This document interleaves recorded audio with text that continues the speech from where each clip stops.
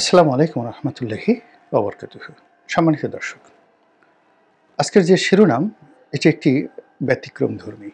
কোনো কিছুকে টার্গেট না করে আমাদের রাজনীতির যে চিরাচরিত প্রথা এবং সেই প্রথার যে পরিণতি, ভয়াবহ পরিণতি এবং সেই প্রথার কারণে যে সকল দুর্ভোগ এবং দুর্গতি আমাদের জাতীয় জীবনে অতীতকাল থেকে আজ অবধি চলে এসেছে, সে বিষয় নিয়ে কিছু কথা বলবো।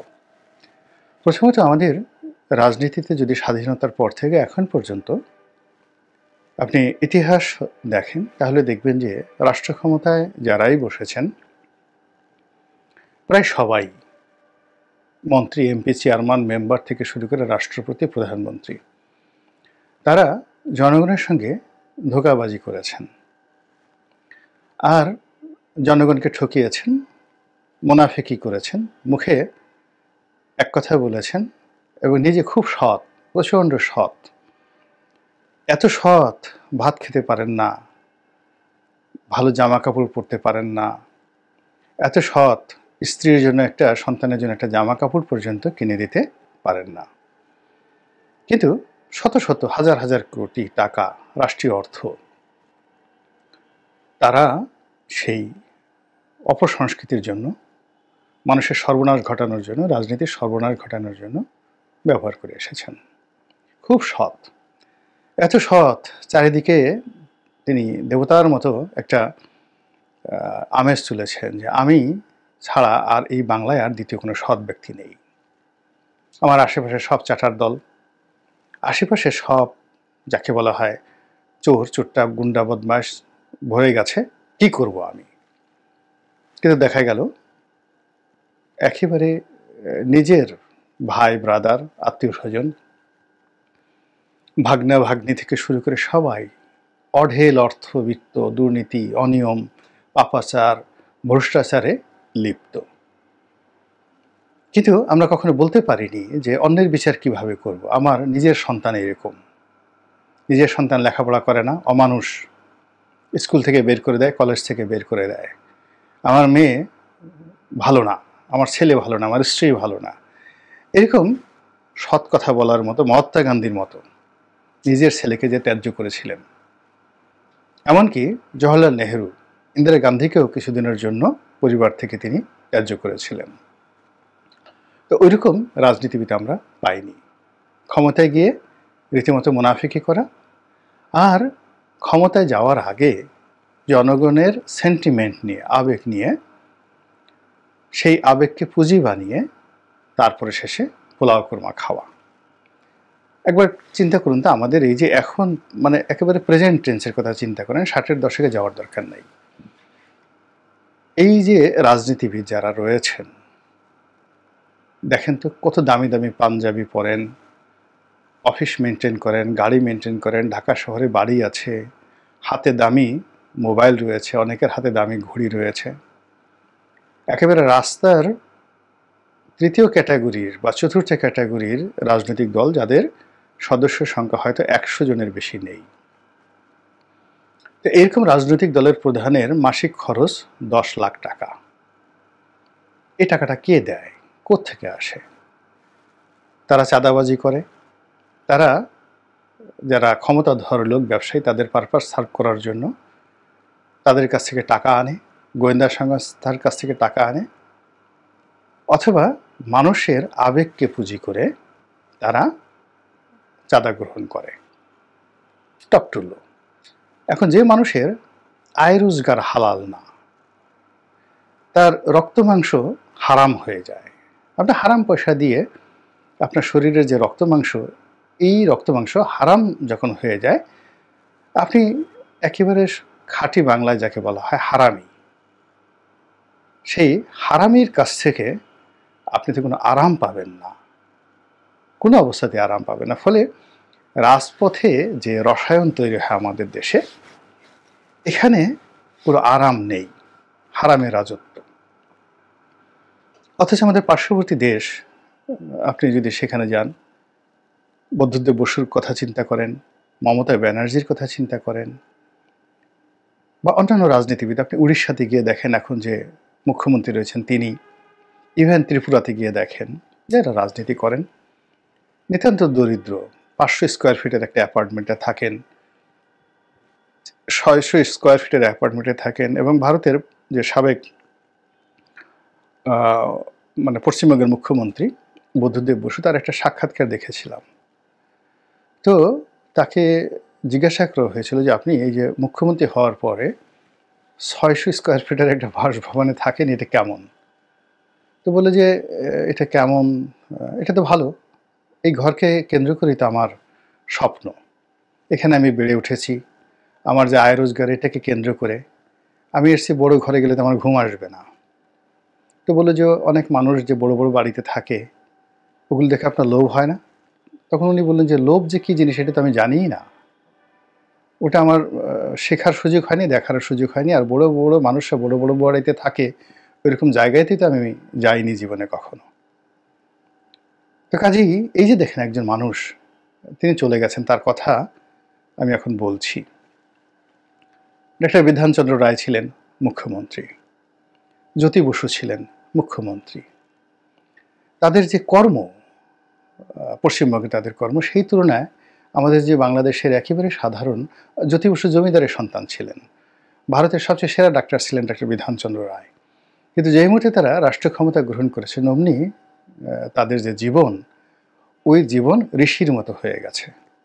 আর আমাদের মাঠে ঘাটে কাজ করা দরিদ্র মানুষের সন্তান, যাদের ঘরে চাল থাকলে তো চুলোও ছিল না, চুলো থাকলে তো চাল ছিল না, এরকম দারিদ্রতার মধ্যে এসে যেই মুহূর্তে রাষ্ট্র ক্ষমতায় বসেন, অমনি তাদের মার্সিডিজ গাড়ি লাগবে, BMW গাড়ি লাগবে, তারপরে রোলেক্স ঘড়ি লাগবে, তাও একটা দুটো নয়, কয়েকশো রোলেক্স ঘড়ি লাগবে। এরপরে চার্টার প্লেনে করে এক দেশ থেকে আরেক দেশে যেতে হবে। এই যে জনগণের হক নষ্ট করে যে বিলাসিতা, সেই বিলাসিতার ফলে কি হচ্ছে, যারা রাজনীতির ময়দানে থাকেন তারা এবং এই লোকদের মধ্য থেকে যারা আবার রাষ্ট্র ক্ষমতায় যান, তারা পুরো সিস্টেমটিকে হারাম বা নিষিদ্ধ করে ফেলেন এবং তাদের কোনো কর্মকাণ্ডে কথাবার্তায় কোনো বরকত থাকে না। ফলে দেখেন আমাদের এই বাংলায় যারা রাষ্ট্র ক্ষমতায় এসেছেন, তাদের মধ্য থেকে কেবলমাত্র বিচারপতি শাহাবুদ্দিন এবং বিচারপতি হাবিবুর রহমান, এই দুইজন ব্যক্তি ছাড়া একজন মানুষ ক্ষমতা হারানোর পর সুস্থ এবং স্বাভাবিক জীবনযাপন করতে পারেননি।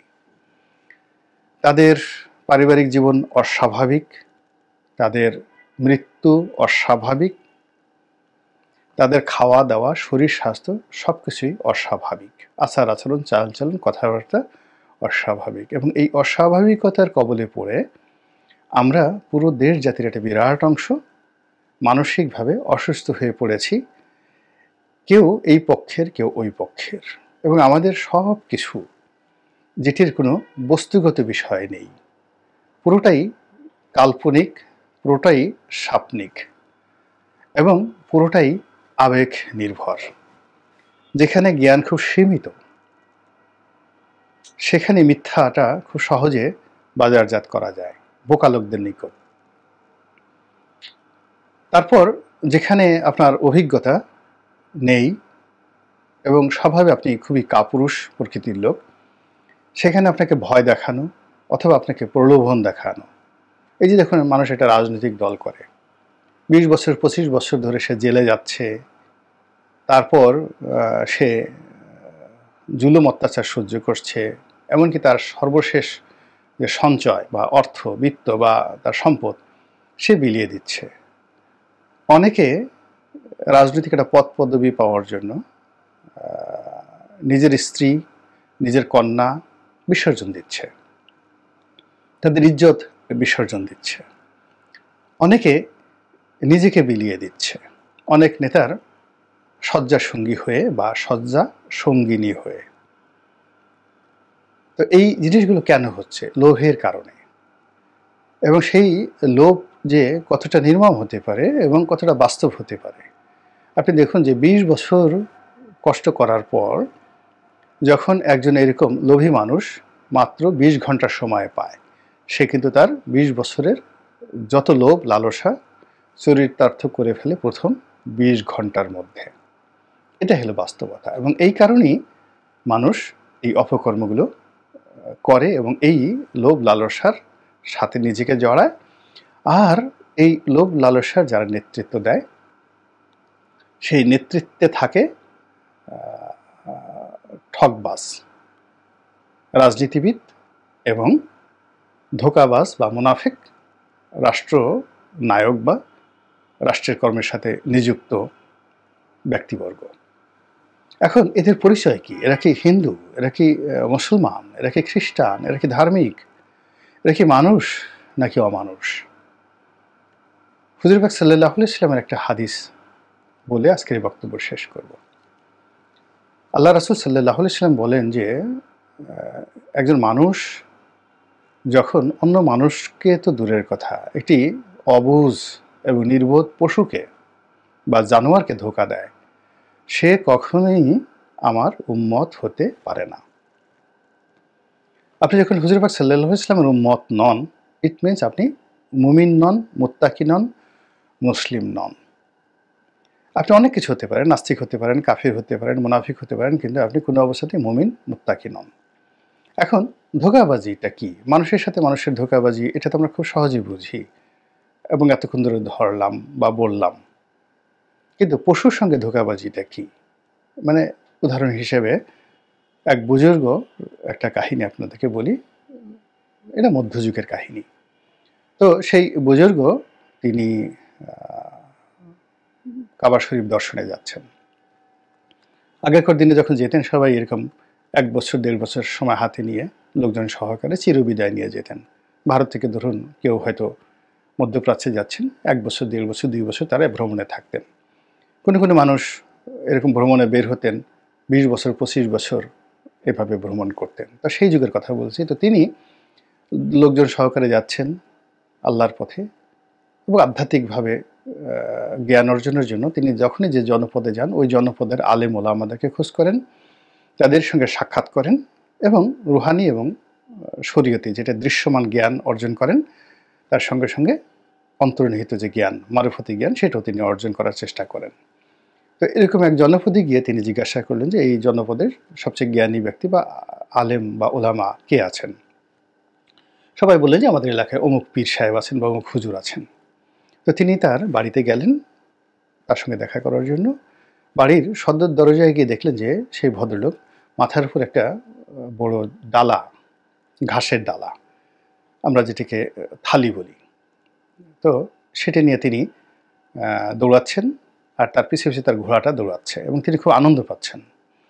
এবং ডালাটা এমনভাবে তিনি কাত করে রেখেছেন, পিছের অংশ উঁচু করে রাখছেন, ঘোড়াটা যেন দেখতে না পায় ডালাটার মধ্যে কী আছে, আর সামনের অংশ দেখলে আপনি বুঝতে পারেন যে ওখানে কিছু নেই। তো ঘোড়াটা মনে করছে যে ডালার উপর ঘাস আছে, কিন্তু খালি একটা ডালা নিয়ে সেই হুজুর তথাকথিত বুজুর্গ সে ঘোড়ার সঙ্গে মশকারা করছে, ঠাট্টা করছে। তো এই দৃশ্য দেখে তিনি সেখান থেকে চলে এলেন সেই বুজুর্গ ব্যক্তি যিনি মক্কাতে যাচ্ছিলেন। তো তার সঙ্গী সাথীরা বলল যে কি হুজুর, আপনি এত কষ্ট করে সেখানে গেলেন অথচ জিয়ারত না করে, জিয়ারত মানে সাক্ষাৎ, জিয়ারত না করে আপনি চলে যাচ্ছেন। তখন তিনি বললেন যে আমার জিয়ারত হয়ে গিয়েছে। যে মানুষ একটা অবোধ ঘোড়ার সঙ্গে, জানোয়ারের সঙ্গে প্রতারণা করতে পারে, তাকে ঠকানোর জন্য অভিনয় করতে পারে এবং এই যে একটি থালা নিয়ে তার সেই বিশ্বস্ত ঘোড়াটিকে তার পিছে পিছে ঘোরাতে পারে, সেই লোক আর যাই হোক না কেন মুমিন হতে পারে না, মুসলমান হতে পারে না, জ্ঞানী হতে পারে না, আলেম হতে পারে না, ওলামা হতে পারে না, ফলে তার জিয়ারত আমার প্রয়োজন নেই। তো কাজেই সেই যে গল্প, এটি সত্য হতে পারে অথবা নেহাত একটা গল্প হতে পারে, কিন্তু এটাই বাস্তবতা। সেই বাস্তবতার নিরিখে আমাদের যে রাজনীতি, সেই রাজনীতিতে কেন বরকত আসছে না? কেন রাজনীতিবিদরা অপমানিত হচ্ছেন, লাঞ্ছিত হচ্ছেন, জেলে যাচ্ছেন এবং স্বাভাবিক মৃত্যুর গ্যারান্টি পাচ্ছেন না? তাদেরকে কেউ স্মরণ করছে না, কেউ তাদের মাজার ভাঙতে চাচ্ছে, কেউ তাদের কবর থেকে তুলে নদীতে ফেলে দিতে চাচ্ছে, বঙ্গোপসাগরে ফেলে দিতে চাচ্ছে, কেউ তাদেরকে মারতে যাচ্ছে। এটা তো পরিণত হওয়ার কথা না। তাদের অবস্থা হবে সেই রকম যেভাবে আমরা হযরত উমরকে স্মরণ করি, রাজনীতিবিদ। এখন আমরা খলিফা হারুন আর রশিদকে স্মরণ করি, আমরা আলাউদ্দিন হোসেন শাহকে স্মরণ করি, গিয়াসউদ্দিন আজম শাহকে স্মরণ করি, সুলতান ইলতুৎমিশকে স্মরণ করি, এরকম হাজার হাজার। তো এই বিমূর্ত রাজনীতির যে বিমূর্ত প্রতীকগুলো, এইগুলো কেন এই বাংলায় হয় না? মূল কারণ হলো পুরো পরিবেশটাই হারামিপনাতে ভরে গিয়েছে। আল্লাহ আমাদের সবাইকে হেদায়েত দান করুন এবং হেফাজত করুন। আসসালামু আলাইকুম ওয়া রাহমাতুল্লাহি ওয়া বারাকাতুহু।